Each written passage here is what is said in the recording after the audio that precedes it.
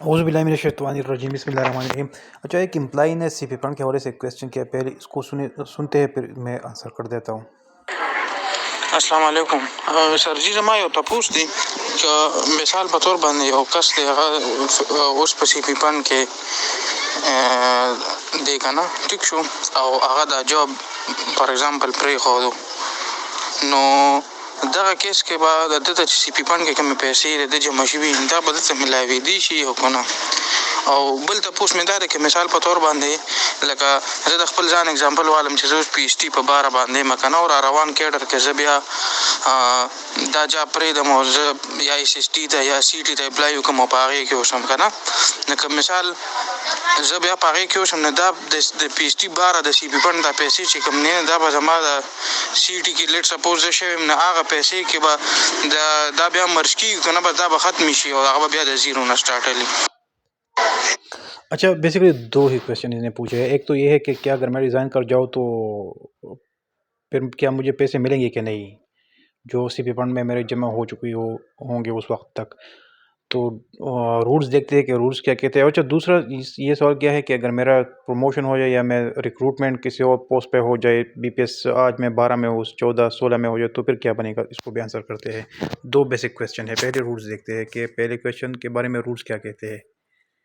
ये है रूल्स, आप आ जाए सेक्शन 1, ये Khyber Pakhtunkhwa contributive provident fund rule 2022 है, और ये आ जाए सेक्शन 2 पे।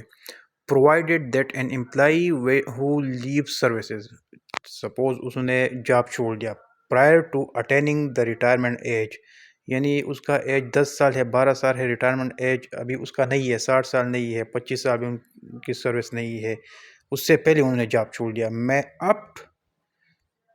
Up to no longer be subject to these rule, तो सीपी फंड का हिस्सा नहीं होंगे। लेकिन एंड विड्रॉ अप टू 100%, लेकिन वो अपने पैसे 100% क्या कर सकता है, विड्रॉ कर सकता है। आप द कौन से पैसे, अकमुलेटेड बैलेंस। अकमुलेटेड बैलेंस का मतलब है जो एम्प्लाई इसने खुद इन्वेस्ट की कंट्रीब्यूट की है, जो एम्प्लॉयर ने डाली है, और उस पर जो प्रॉफिट मुनाफा अर्न यानी कमा चुका है, ये वो सब के सब मिला के अकमुलेटेड बैलेंस जो उस वक्त इन हैज़ पेंशन अकाउंट, इसके पेंशन अकाउंट में पड़ा होगा, वो सब के सब ये निकलवा सकते हैं by informing the pension official in writing.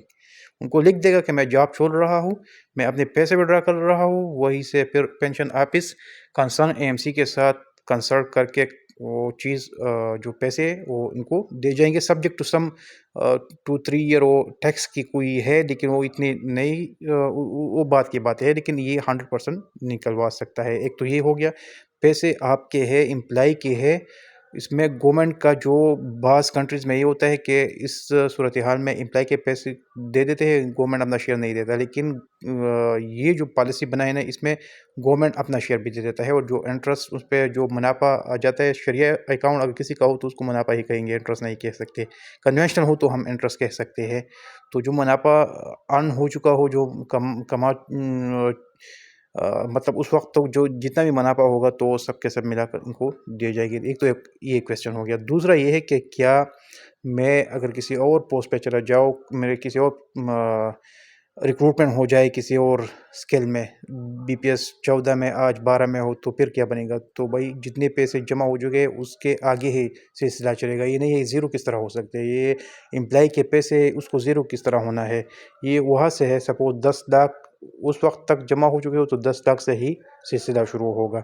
अच्छा, इसमें एक चीज़ है, अगर मैं यहाँ पर केपी गवर्नमेंट के साथ जॉब कर रहा हूँ, रिज़ाइन कर जाऊँ, पंजाब गवर्नमेंट में चला जाऊँ, तो ये हो सकता है कि से उस वक्त अगर पंजाब का सीपी फंड, क्योंकि वो भी इसी मॉडल पर उनका प्लान बना है, तो अगर उनका भी सीपी फंड उस वक्त हो तो डिपेंडेंटली वो चाहेंगे कि कंट्रीब्यूशन पास ऑन हो जाए उनको, और वहीं से आप एम्प्लॉय का सिलसिला शुरू हो जाए। लेकिन ये मुझे थोड़ा अजीब लग रहा है कि यहाँ रूल्स में लिखा गया है कि 100% एम्प्लॉय निकलवा सकता है। 100% तो निकलवा सकता है, लेकिन पंजाब गवर्नमेंट फिर ये कहेगा कि भाई अगर मैं आपको और पेंशन भी दे रहा हूँ तो 10 साल के जो कंट्रीब्यूशन है एज़ पर रूल्स उनका पेंशन केपी गवर्नमेंट में देना है। तो केपी गवर्नमेंट अगर ये पैसे एम्प्लॉय को दे दे तो वो पेंशन फिर कहाँ से देंगे।